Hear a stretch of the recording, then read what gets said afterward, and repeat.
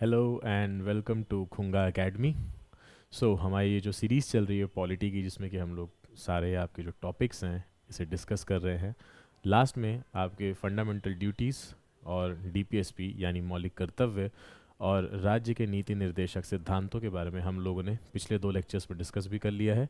इसी के साथ साथ उससे रिलेटेड जो भी आपके सबसे टफेस्ट क्वेश्चंस बन सकते हैं उन्हें भी हम लोगों ने 10 क्वेश्चंस में डिस्कस कर लिया है।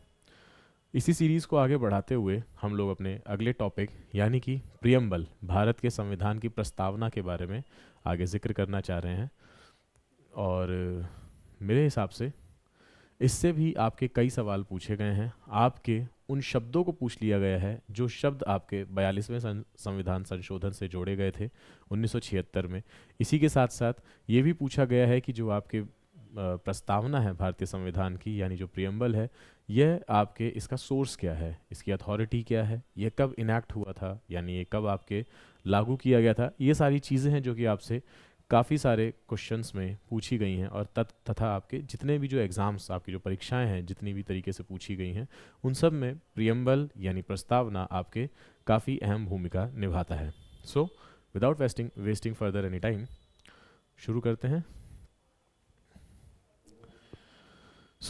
प्रियम्बल यानी भारतीय संविधान की प्रस्तावना, ये आपके कुछ इस तरीके से है। आप लोगों ने अगर आप लोगों ने एनसीईआरटी से पढ़ा है, सीबीएसई बोर्ड से अगर आप लोगों ने एजुकेशन ली है और एनसीईआरटी अगर आपके बुक में मतलब बुक्स रही हैं, तो उसमें आपने देखा होगा कि अगर हिंदी मीडियम है तो इस तरीके से पूरे भारत का संविधान की जो प्रस्तावना है वो आपका लिखा हुआ है। अगर इंग्लिश मीडियम रहा है, इंग्लिश मीडियम की किताबें रही हैं, तो आपके कुछ इस तरीके से लिखा है। भारत का जो संविधान है, ये इसकी जो प्रस्तावना है, प्रस्तावना में लिखा क्या है उसको एक बार पहले हम लोग पढ़ लेते हैं। पहले हिंदी में पढ़ते हैं।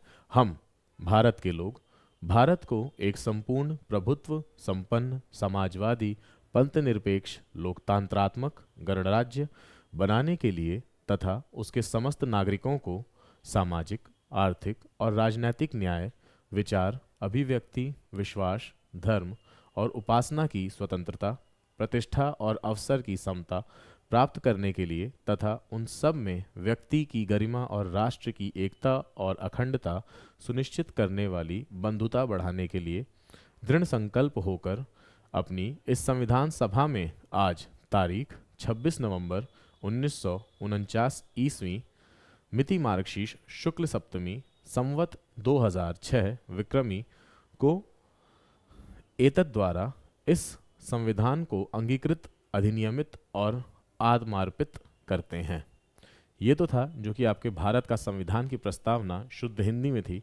इंग्लिश में अगर आप इसे पढ़ोगे तो for English medium it is like preamble, we the people of India having solemnly resolved to constitute India into a sovereign, socialist, secular, democratic republic and to secure to all its citizens justice, social, economic, and political, liberty of thought, expression, belief, faith, and worship, equality of status and of opportunity, and to promote among them all fraternity, assuring the dignity of the individual and the unity and integrity of the nation. In our Constituent Assembly, this 26th day of November 1949, do hereby adopt, enact, and give to ourselves this Constitution. तो जो are self है यानी हम खुद को ही ये दे रहे हैं, ये तोहफा हमने खुद को दिया है। ठीक है, तो खैर हालांकि मैंने इसको पूरा पढ़ दिया है आप लोगों के लिए, ये आप लोग खुद से भी पढ़ सकते थे। इसको हर एक शब्द को आप समझते हुए चलेंगे क्या क्या आखिर इसमें लिखा गया है। ठीक है, तो ये जो प्रियम्बल है आपका भारत के संविधान की प्रस्तावना एक संक्षिप्त परिचयात्मक कथन है। बेसिकली आपका प्रियम्बल को ना आपके आईडी कार्ड भी बोला जाता है। आपके बहुत सारे कॉन्स्टिट्यूशन जब एक्सपर्ट्स थे, जब आपका संविधान बना तो उस समय आपके बहुत सारे ऐसे आलोचक भी थे जैसे एवी डाइसी हो गए, तो ये सब सीधा सीधा आपको प्रियम्बल को बोलते हैं कि ये आपका आईडी कार्ड है। ठीक है, भीमराव अम्बेडकर ने भी कहा कि हाँ ये आपके प्रियम्बल एक आपका आईडी कार्ड की तरीके से ही है। ठीक है, आईडी कार्ड क्या होता है, जैसे कि अगर आपके इतनी मोटी से आपकी संविधान की पूरी किताब लिखी गई है, पुस्तक लिखी गई है, तो उसका सबसे आगे उसके बारे में संक्षिप्त में कुछ चीज़ कि भाई इस संविधान में क्या लिखा हुआ है, तो वो किस में लिखा हुआ है, वो प्रस्तावना में लिखा है। क्या क्या चीज़ें लिखी हैं ये अभी हम लोग आगे पढ़ेंगे डिटेल में, लेकिन ये एक छोटा सा बेसिक आइडिया है आप लोगों के लिए। अच्छा, तो ये आपका अडॉप्ट कब हुआ था, तो 26 नवंबर 1949 को हुआ है। इसी के साथ साथ ये लेकिन आपका आता कब है, तो 26 जनवरी 1950 को आता है। ऐसा क्यों हुआ था, क्योंकि याद करिए 1929 में आपका पूर्ण स्वराज अधिवेशन के लिए लाहौर अधिवेशन था कांग्रेस का, ठीक है, जिसकी जो सत्र की अध्यक्षता कौन कर रहे थे, who was presiding that session, he was Jawaharlal Nehru. तो जवाहरलाल नेहरू आपके उस सत्र की अध्यक्षता कर रहे थे और वहाँ पे उन्होंने, दिसंबर का महीना था, दिसंबर में आपके पूर्ण स्वराज का रेजोल्यूशन पास किया जाता है। 26 जनवरी को आपके पूर्ण स्वराज पूर्ण रूप से कांग्रेस के भारत के हर एक हिस्से में इसे पास कराया जाता है। रावी नदी के तट के किनारे आपके सभी लोग उस सर्दी में रावी नदी में स्नान करते हैं और वहाँ पे आपका तिरंगा झंडा फहराया जाता है और बोला जाता है कि आज से हम लोगों को पूर्ण स्वराज, मतलब हमें क्या चाहिए, तो पूर्ण स्वराज की मांग की गई थी। इस सदस्य जो ये आपका जो सत्र था, इसकी अध्यक्षता जवाहरलाल नेहरू जी कर रहे थे। तो ये जो 26 जनवरी 1930 को याद रखने के लिए 20 साल बाद 26 जनवरी 1950 को आपके गणतंत्र दिवस मनाया जाता है और हमें यह संविधान इसको उपहार के रूप में भेंट किया जाता है, जिसमें कि ये पूर्ण रूप से जो आपका संविधान था ये 26 नवंबर 1949 को 26 नवंबर 1949 को ये आपका अडॉप्ट कर लिया गया था, ठीक है। तो ये लिखा हुआ है, इसे 26 नवंबर 1949 को भारत की संविधान सभा द्वारा अपनाया गया और 26 जनवरी 1950 को इसको लागू किया गया। तो अडॉप्ट हमने कब किया, अपनाया कब, 26 नवंबर को, और यही वो डेट लिखी हुई है आपके प्रियम्बल के लास्ट में। कई बार ऐसा होता है कि आपके प्रियम्बल को डायरेक्ट हम लोग, मतलब वहाँ पे आपके क्वेश्चन आ जाता है प्रियम्बल से कि हमने अपने संविधान को कब अपनाया, दूसरा कि प्रियम्बल में कौन सी डेट लिखी हुई है। तो प्रियम्बल में याद रखना 26 जनवरी नहीं लिखी हुई है, प्रियम्बल में आपकी 26 नवंबर वो डेट लिखी हुई है, ठीक है। 26 नवंबर को बहुत सारी चीज़ें हुई हैं आपकी, जिसमें से आपके 26/11 को ये भी एक डेट आपकी बहुत इंपॉर्टेंट है। अच्छा, ये जो आपका प्रियम्बल था ये कहाँ से ही हुआ आया है, तो देखो आपके 1946 में ऑब्जेक्टिव रेजोल्यूशन एक आपका पास किया गया था जवाहरलाल नेहरू द्वारा, ठीक है। उसमें उन्होंने, अच्छा, ऑब्जेक्टिव रेजोल्यूशन को आपके संवैधानिक संरचना का वर्णन भी बोलते हैं। तो उसमें आपके पूरी तरीके से ये बताया गया, पूरा जो कॉन्स्टिट्यूशनल स्ट्रक्चर होगा इसको बताया गया। 1947 जब आपके 22 जनवरी 1947 की बात है, इसको पूर्ण रूप से अडॉप्ट कर लिया गया था, यानी कि भारत की आज़ादी से पहले। It shaped the constitution of India and it's modified version is reflected in the preamble. तो बेसिकली यही वो बच्चे ऑब्जेक्टिव रेजोल्यूशन था। आप लोगों से सीधा क्वेश्चन पूछ लिया जाएगा कि ऑब्जेक्टिव रेजोल्यूशन को किसने पास कराया था, ठीक है। तो आपके कॉन्स्टिट्यूएंट असेंबली थी, संविधान सभा थी, उसमें ऑब्जेक्टिव रेजोल्यूशन को मूव किसने कराया था, तो वो आपके कौन थे, हमारे भूतपूर्व प्रधानमंत्री श्री पंडित जवाहरलाल नेहरू जी, ठीक है। तो उन्होंने आपके ऑब्जेक्टिव रेजोल्यूशन को पास कराया, एक चीज। दूसरा, वहीं से आपके जो प्रस्तावना यानी प्रियम्बल है वो आपके भारतीय संविधान में लाई गई। तो आगे चलते हैं। अब देखो प्रियम्बल के लिए बच्चे, जो आप लोगों के एग्जाम के लिए जो फैक्ट्स आपको पढ़ने हैं उसको देख लेते हैं। कभी कभार आपसे ना सीधा क्वेश्चन पूछ लिया जाता है कि क्या जो ये प्रस्तावना है ये आपके भारतीय संविधान का हिस्सा है, तो जवाब है इसका हाँ। पर ये क्वेश्चन अभी बहुत पेचीदा लग सकता है, लेकिन एक समय में सुप्रीम कोर्ट ने कह दिया था कि आपका जो प्रस्तावना है वह भारतीय संविधान का हिस्सा नहीं है, और बाद में सुप्रीम कोर्ट ने अपने उसी डिसीजन को बदलते हुए ये बोला कि नहीं, प्रस्तावना यानी प्रियम्बल आपके भारतीय संविधान का हिस्सा है।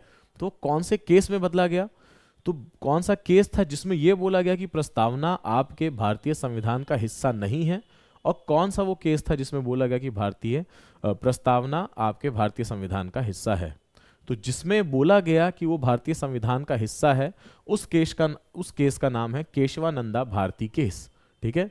आज तक की सुप्रीम कोर्ट की सबसे बड़ी जो बेंच बैठी है इसी 1973 के केस में बैठी है, ठीक है। जब इसका जो निर्णय था ये कब आया था, जिस दिन आपके सचिन तेंदुलकर जी पैदा हुए थे। मैंने आपको कई बार बता भी रखा है फंडामेंटल राइट्स वगैरह में, तो ये आपको पता होना चाहिए। तो केशवानंदा भारती केस में बोला गया कि हाँ ये आपके भारतीय संविधान का हिस्सा है प्रस्तावना।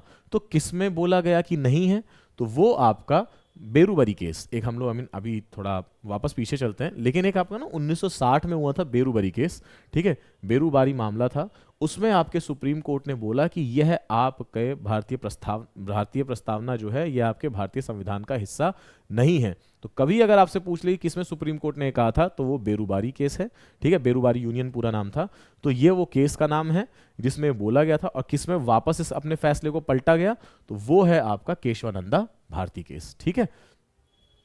अब ये आपके जो प्रियम्बल है इसे लिखा किसने? बेसिकली लिखा क्या होता है, आपका एक रेजोल्यूशन पास कराया गया था जिसके कि आपके अध्यक्ष कौन थे? पंडित जवाहरलाल नेहरू जी थे, ठीक है। और उन्होंने ये जब आपका रेजोल्यूशन को पास कराया था, उस रेजोल्यूशन का नाम क्या था? तो उसको सीधा बोला गया कि ये आपका एक वस्तुनिष्ठ रेजोल्यूशन है, ठीक है, जिसका नाम था ऑब्जेक्टिव रेजोल्यूशन। तो भारत की प्रस्तावना में द्वारा तैयार किए गए उद्देश्य प्रस्ताव में ये जो आपका बेसिकली क्या था बच्चे, एक आपका उद्देश्य प्रस्ताव था, ऑब्जेक्टिव रेजोल्यूशन था। तो इसमें क्या नाम है, आपके जो कुछ हाईलाइट किए सिद्धांत थे उसी को आपके प्रस्तावना में डाला गया है। ऑलराइट, प्रस्तावना क्या है? आपका आईडी कार्ड है कि आपका जो कॉन्स्टिट्यूशन है किस तरीके से दिखेगा, इसके बारे में। जैसे आपकी पर्सनालिटी है तो आप कैसे हो, तो आपका एक आईडी कार्ड बनाया जाता है जिसमें आपका नाम, आपके फादर्स, आपका पिताजी का नाम, इसी के साथ साथ आपका ब्लड ग्रुप, आपका फ़ोन नंबर, अगर आप कोई कर्मचारी हो तो आपकी उस कर्मचारी संख्या आपकी यानी जो अनुक्रमांक संख्या होती है वो लिखी जाती है, ठीक है। तो ये सारी चीज़ें लिख के क्या आपके बारे में एक बेसिक जो डिटेल है वो आपके बारे में पता चल जाएगा। वैसे ही यहाँ पे भी होता है, कुछ कुछ जगह पे आपके घर का एड्रेस भी लिखा होता है कि भाई इसी मतलब अगर आपके घर का एड्रेस भी उसी आईडी कार्ड पे लिखा रहेगा, ठीक है। तो वैसे ही आपका यहाँ पे प्रस्तावना है, प्रस्तावना में आपके कौन कौन से वो मूल उद्देश्य लिए गए हैं आपके संविधान में, उन सब को आपके प्रस्तावना में डाल दिया गया है। अगले क्वेश्चन पे चलते हैं, जो कुछ आपके बच्चे एग्जाम्स के लिए मतलब कुछ फैक्ट्स हैं, कुछ क्वेश्चंस जो पूछे जा सकते हैं सबसे ज़्यादा। तो पहला क्या था कि कौन सा केस है, तो केशवानंद भारती केस है। ऑब्जेक्टिव रेजोल्यूशन किसके द्वारा ड्राफ्ट किया गया था, तो किसके द्वारा तैयार किया गया था? जवाहरलाल नेहरू जी द्वारा। कब? 1946 में, ठीक है, दिसंबर 1946। How many preambles does Indian constitution have? कितने प्रियम्बल हैं इंडियन कॉन्स्टिट्यूशन में? तो जवाब सिर्फ सिंपल सा है कि एक ही प्रस्तावना है हमारे पास, ठीक है। हमारे कॉन्स्टिट्यूशन में अभी की डेट में आपके 22 पार्ट्स में बांटा गया है, 12 इसमें अनुसूचियां हैं, 12 शेड्यूल्स हैं, एक आपका प्रियम्बल है, और आपके अभी कितने कुल आर्टिकल्स हैं? तो वो आपके 448 आर्टिकल्स हैं, ठीक है, आज की डेट में। अगले पे चलते हैं कि भाई अगर हमें प्रियम्बल की नीड क्यों है, हमें इसकी आवश्यकता क्यों है? यह हमें संविधान के मूलभूत मूल्य और मुख्य बातें प्रदान करता है। जो मैंने अभी आपको बताया, it's a kind of ID card, आपके आइडेंटिटी कार्ड की तरह है। यह आपको जो भी उसका एक मेन जो हाईलाइट है कॉन्स्टिट्यूशन का, संविधान का, और आपके जो संविधान के मूलभूत उद्देश्य क्या है, मूल्य क्या है, फंडामेंटल वैल्यूज क्या है, उनके बारे में आपको जो आपका संविधान है, ठीक है, ये बताता है। कौन सा वो केस था, इसे हमने डिस्कस कर लिया है कि बेरुबारी केस था। दूसरा, अब प्रस्तावना में लोगों की आशाओं और आकांक्षाओं के साथ साथ हमारे राष्ट्र के समक्ष आदर्शों का स्पष्ट शब्दों में वर्णन किया गया है, ठीक है। इसे संविधान की आत्मा माना जाता है। इट इज, मैंने कहा ना, भीमराव अंबेडकर जी ने इन्हें इसे सोल ऑफ कॉन्स्टिट्यूशन बोला था। तो किसने बोला था इसको, प्रस्तावना को, सोल ऑफ कॉन्स्टिट्यूशन?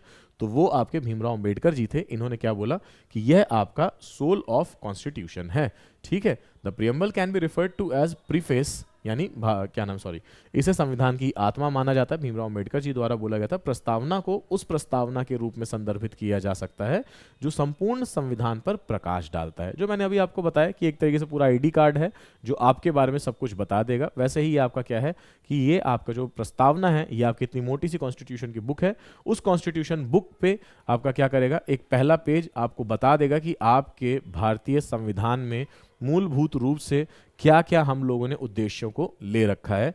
तो वो आपको एक तरीके से पहले पेज पे ही बता दिया जाएगा। एक और चीज़, ये जो पहला पेज है, आप खुद बताइए पहला पेज कब आएगा? तो जब आपका संविधान बनता है उसके सबसे अंत में आपके प्रस्तावना को डाला गया है। कभी कभार ये भी पूछ लेते हैं कि निम्न में से कौन सा सबसे अंत में डाला गया, आपका उसमें डाल देंगे कि आपके राज्य के नीति निर्देशक सिद्धांत, उसमें डाल देंगे मौलिक कर्तव्य। हालांकि खैर मौलिक कर्तव्य आपके समय सबसे देर से हो जाएगा, पर अगर हम लोग फंडामेंटल ड्यूटीज को हटा दें तो, और अगर आपके डाल दिया जाए कि आपके मौलिक अधिकार, तो इनमें से सबसे लास्ट में क्या पड़ा है, तो आपका प्रियम्बल पड़ा है, ठीक है।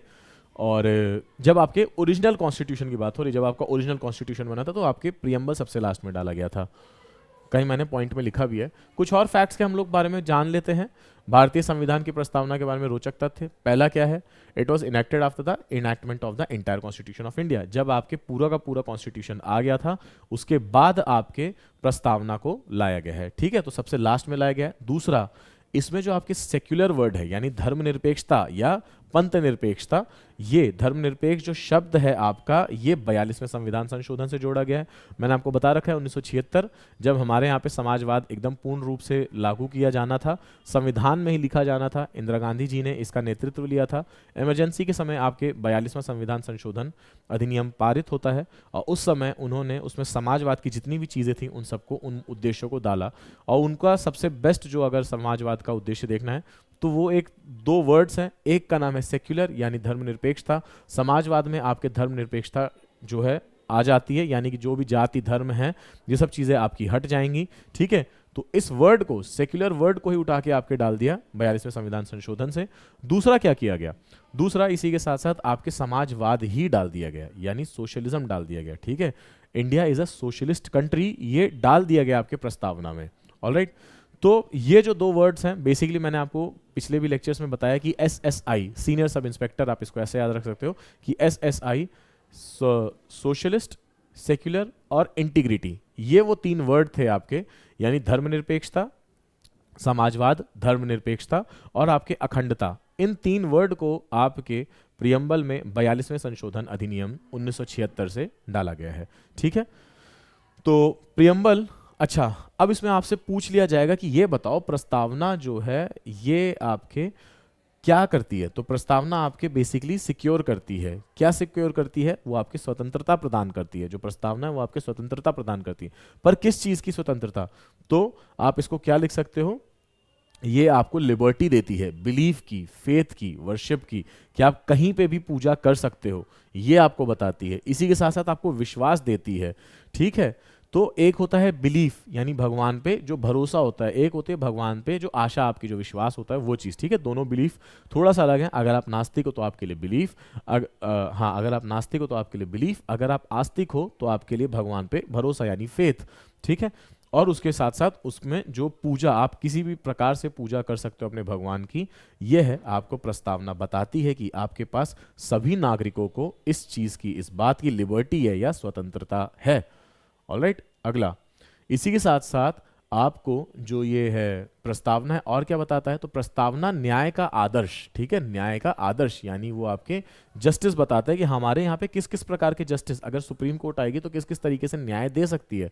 तो हमारे यहाँ कौन कौन से न्याय देगी, तो भैया हमारे यहाँ पे वो जो न्याय देगी वो न्याय है आपके सोशल, इकोनॉमिक एंड पॉलिटिकल। अगर वो सामाजिक न्याय है तो वो आपके सुप्रीम कोर्ट देगी, अगर वो आपके आर्थिक न्याय है तो वो भी आपका पूरा, हालांकि खैर सुप्रीम कोर्ट ही नहीं, पूरे भारतवर्ष में जो भी आपकी तीन के तीनों पालिकाएं हैं, यानी आपकी कार्यपालिका, विधायिका और आपके न्यायपालिका, तीन की तीनों जो आपके डेमोक्रेसी के पिलर्स है, स्तंभ हैं, ये आपके पूर्ण रूप से सहायता करेंगे इन जस्टिस को प्रदान करने में, जस्टिस यानी कि न्याय को प्रदान करने में। कौन कौन से? सोशल यानी सामाजिक, इकोनॉमिक यानी आर्थिक, और आपके पॉलिटिकल यानी कि आपके राजनीतिक जितने भी आपके जस्टिस होंगे, इसे कौन प्रोवाइड करेगा? तो इसे आपके पूरा लोकतंत्र भारत का प्रोवाइड करेगा, ठीक है।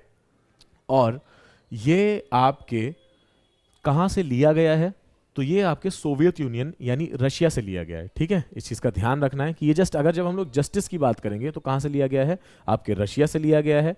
और इसी के साथ साथ अगर हम लोग लिबर्टी की बात करेंगे यानी गणतंत्र की जब हम लोग बात करेंगे, रिपब्लिक एंड द, अगर हम लोग बोलेंगे कि भाई भारत एक आपका गणतंत्र है, या फिर उसमें आपकी उदारवादता, ठीक है, या फिर आपके समानता, या फिर आपके फ्रेटर्निटी यानी बंधुत्व, बंधुत्व यानी कि फ्रेटर्निटी यानी आपका भाईचारा, आसपास में लोगों में आपके भाईचारा होना चाहिए। ये जो शब्द हैं, ये तीन शब्द कौन कौन से? Liberty, equality and fraternity. तो ये जो है आपके, ये कहां से ली गई है? तो ये आपके फ्रेंच कॉन्स्टिट्यूशन, फ्रांसीसी संविधान से लिया गया है। इस चीज को आपको ध्यान रखना है। अच्छा, ओवरऑल अगर आपके हम लोग प्रियम्बल की बात करें तो बच्चों ओवरऑल जो प्रियम्बल है, मतलब ये जो प्रस्तावना है, ठीक है, हमने प्रस्तावना के मूल उद्देश्य देख लिए कि अगर हम लोग न्याय की बात करेंगे तो रशिया से लिया गया है। यदि हम लोग आपके रिपब्लिक और या फिर लिबर्टी, उदारवादिता की बात करेंगे, या इक्वालिटी, समानता की बात करेंगे, या फिर हम लोग फ्रेटर्निटी, भाईचारा या बंधुत्व की बात करेंगे, तो ये हम लोगों ने फ्रांसीसी संविधान से लिया है। पर ये सब जो लिया है रखा कहाँ है इसको? तो प्रस्तावना में रखा है। ये जो प्रस्तावना है कि एक आपके संविधान की प्रस्तावना होनी चाहिए, एक पूरा एक पेज, एक आईडी कार्ड होना चाहिए, ये हमने कहाँ से लिया है? तो इसका उत्तर आ जाएगा आपके कि यह हमने अमेरिकी संविधान से लिया है। We have borrowed this from the constitution of America, ठीक है। सो अमेरिकन कॉन्स्टिट्यूशन से हमने इसे क्या किया है, बोरो किया है। अगला, 4 मेन इंग्रेडिएंट्स ऑफ, अगर हम लोग बच्चे ये देखेंगे भारतीय प्रस्तावना के 4 मुख्य तत्व और कौन कौन से हैं, तो यहीं से आपके सबसे ज़्यादा क्वेश्चंस बनते हैं। ठीक है, ये लाइन स्किप करते हैं क्योंकि वही चीज़ें यहाँ पे मैंने डिटेल में बता रखी है।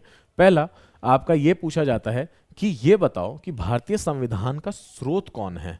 ठीक है, सबसे पहला जो क्वेश्चन आपसे पूछा जाता है वो यही पूछा जाता है कि सोर्स ऑफ इंडियन कॉन्स्टिट्यूशन क्या है। तो सोर्स जो है आपके भारतीय संविधान का वो कौन है, हम लोग हैं, we the people of India, हम भारत के लोग। ठीक है, तो जो सबसे पहली लाइन है we the people of India, यही आपके हम भारत के लोग जो आपके प्रस्तावना में है, यही चीज आपकी क्या है, यही आपका संविधान का हिस्सा है। ठीक है, यही आपके संविधान का स्रोत है। दूसरा क्या पूछा गया है कि आखिर भारतीय राज्य की प्रकृति क्या है, यानी कि इंडियन स्टेट का नेचर कैसा है। तो बच्चों इंडियन स्टेट आपके कैसा है, अगर हम लोग भारतीय राज्य में आएंगे तो क्या बोला जाएगा कि हम वो हैं जो सभी धर्मों का आदर करते हैं, हम किसी भी धर्म को नहीं मानते। हमारे यहाँ के नेता ये नहीं बोलते हैं कि we are Islamic republic of Pakistan, ठीक है, या बुद्धिस्ट रिपब्लिक ऑफ श्रीलंका। हम लोग मतलब बौद्ध धर्म या इस्लाम धर्म को कट्टर रूप से नहीं मानते। हम क्या कहते हैं कि हमारे यहाँ पे सर्वधर्म, ठीक है, जो सारे धर्म हैं वो एक समान है। ठीक, तो इसीलिए इस चीज को यहाँ पे क्या लिखा हुआ है कि भारतीय लोग, जो पूरा जो भारतीय राज्य है या जो भारत जो है आपका, इसकी प्रकृति कैसी है। तो ये आपकी पहली चीज सॉवरेन है, संप्रभु है। इसका मतलब क्या हुआ, इससे पहले बच्चों 1947 से पहले हमें नहीं लिख सकते थे क्योंकि हम किसके अधीन थे, हम अंग्रेजों के अधीन थे। पर आज हम खुद से आजाद हैं, और आजाद हैं इसलिए हम क्या हैं, हम संप्रभु हैं, हम खुद के प्रभु हैं, स्वयं प्रभु, संप्रभु। ठीक है, संप्रभुता है हमारे अंदर, सॉवरेनिटी है हमारे अंदर। ठीक है, दूसरा क्या है, हम सभी धर्मों का आदर्श करते हैं, यानी धर्मनिरपेक्ष हैं हम। इसी के साथ साथ और क्या है, रिपब्लिक है। रिपब्लिक मतलब होता है गणतंत्र, यानी इसका सबसे बेस्ट मैं लाइन क्लास में यही बताता हूं कि राजा का बेटा राजा होगा ऐसा नहीं है। हमारे यहाँ पे दूसरी लाइन क्या बोलते हैं, वो ये कहते हैं कि राजा वही बनेगा जो काबिल होगा। ठीक है, अब राजा का बेटा राजा नहीं होगा बल्कि राजा वही बनेगा जो काबिल होगा। तो ये जो आपकी लाइन है ये आपके बताती है कि हम कैसे हैं, हमारा जो नेचर है वो कैसा है, गणतंत्र है। ठीक है, तो भारत जो नेचर है इंडियन स्टेट का वो कैसा सा है, एक हम स्वयं प्रभु हैं, हमारे खुद का हम आज़ाद हैं, इसके लिए हमने संप्रभु लिखा है। दूसरा हम धर्मनिरपेक्ष हैं, हम सभी धर्मों की इज्जत करते हैं। हम गणतंत्र हैं, यानी कि हम क्या नाम है, हमारे यहाँ पे जो राजा है वो जनता द्वारा चुना जाएगा, अगर वो काबिल होगा तो चुना जाएगा, यानी हमारे देश के राष्ट्रपति जो हैं वो काबिल होंगे तो चुने जाएंगे। ऐसा नहीं होगा कि राष्ट्रपति के बेटे ही राष्ट्रपति बन जाए, नहीं।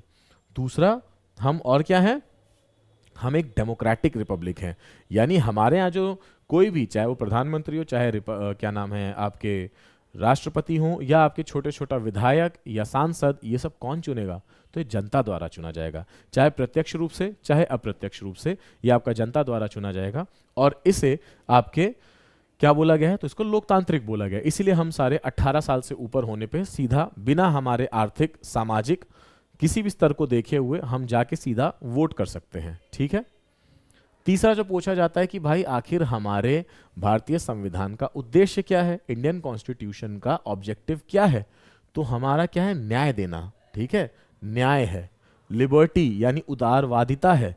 इसी के साथ साथ और क्या है, तो हमारी समानता है। समानता के साथ साथ और क्या चीज़ है, तो भाईचारा है। हमारे संविधान से मूल रूप से हमको क्या क्या चीज़ें मिलनी चाहिए, तो हमें भाईचारा मिलना चाहिए, हमें भाईचारा मिलना चाहिए, हमें समानता मिलनी चाहिए, हमें उदारवादिता या स्वतंत्रता मिलनी चाहिए, और हमें न्याय मिलना चाहिए। ये हमारा संविधान चीख चीख के सामने अपने सबसे पहले पेज पे प्रस्तावना में यही कह रहा है। चौथा, हमने जो संविधान है, तो संविधान को अपनाने की तिथि क्या है, ये चीज़ ध्यान रखना बच्चों। हमारे प्रस्तावना में संविधान को अपनाने की तिथि आपकी 26 नवंबर 1949 है, और गणतंत्र दिवस आपका 26 जनवरी 1950 को मनाया गया था।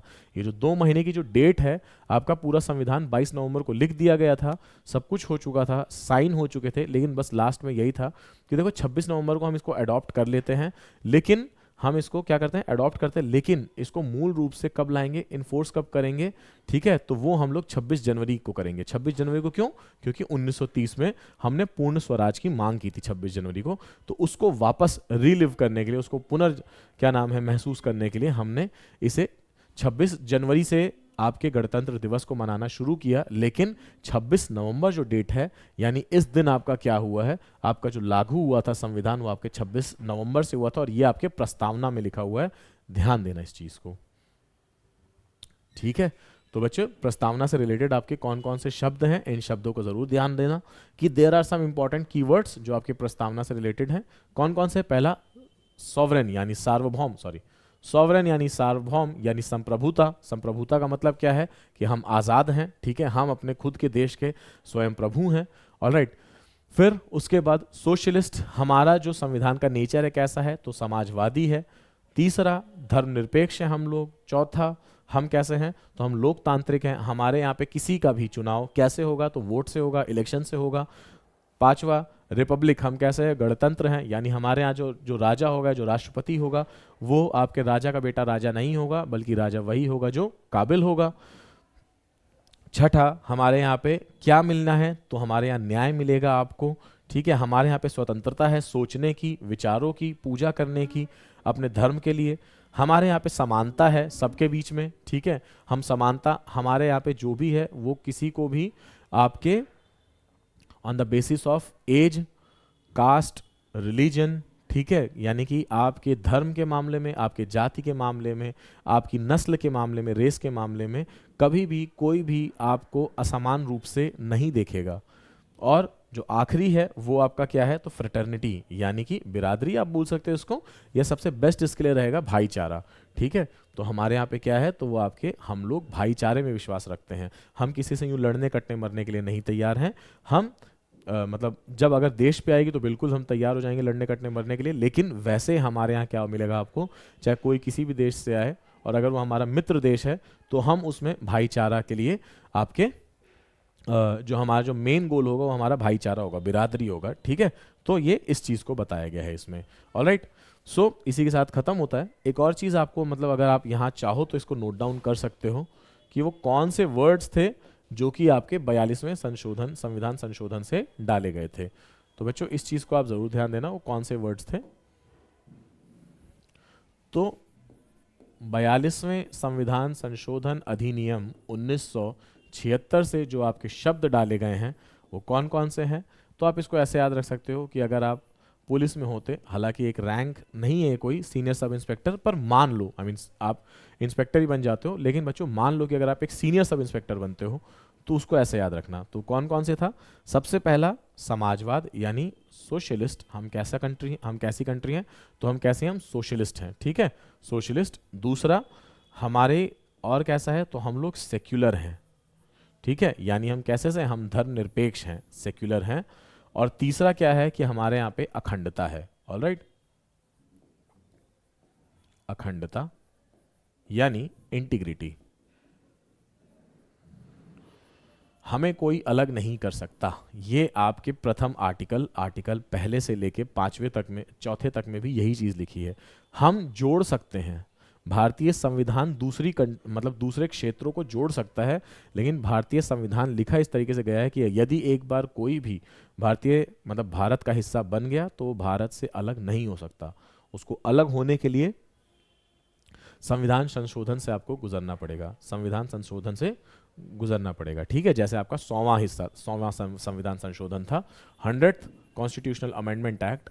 इससे आपके क्या होता है, 2016 में आया था ये, ठीक है, सॉरी 2015 में। इससे हुआ क्या था आपके, तो यहाँ पे आपके दरअसल मान लो कि ये आपका कुछ इस तरीके से बांग्लादेश है, तो बांग्लादेश ने कुछ एरियाज को आपके इंडिया को दे दिया था और कुछ एरियाज आपके यहाँ से यहाँ एक्सचेंज कर लिया था। तो अगर बांग्लादेश अपने एरिया को दे रहा है तो इसके लिए तो कुछ नहीं चाहिए, एक सिंपल रेजोल्यूशन से हो जाएगा। लेकिन अगर भारत अपने एक थोड़ा सा भी एरिया देता है तो उसके लिए संविधान में संशोधन करना बहुत ज़्यादा आवश्यक है, इसलिए ऐसा हुआ था।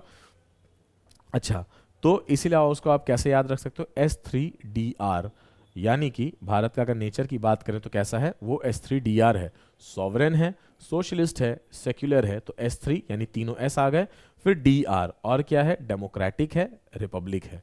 तो भारत का नेचर कैसा है संविधान का, तो कैसा है, सार्वभौम या स्वयं प्रभु है, संप्रभु है, समाजवादी नेचर है, धर्मनिरपेक्ष है, लोकतांत्रिक है और गणतंत्र है, ठीक। तो ये है आपका, ये SSI आपके 42वें संविधान संशोधन से डाला गया था, कृपया इसको भी आप लोग नोट कर लेना। और अब अगर आप उसके बाद यहाँ पे, अब मैं वापस नहीं पढ़ूंगा भारत का संविधान, लेकिन जो यहाँ पे प्रस्तावना लिखी है, पर अब अगर आप पॉज करके इस पूरे संविधान को पढ़ेंगे तो आपको सारी चीज़ें, हर एक बात आशा करता हूँ समझ में आ जाएगी।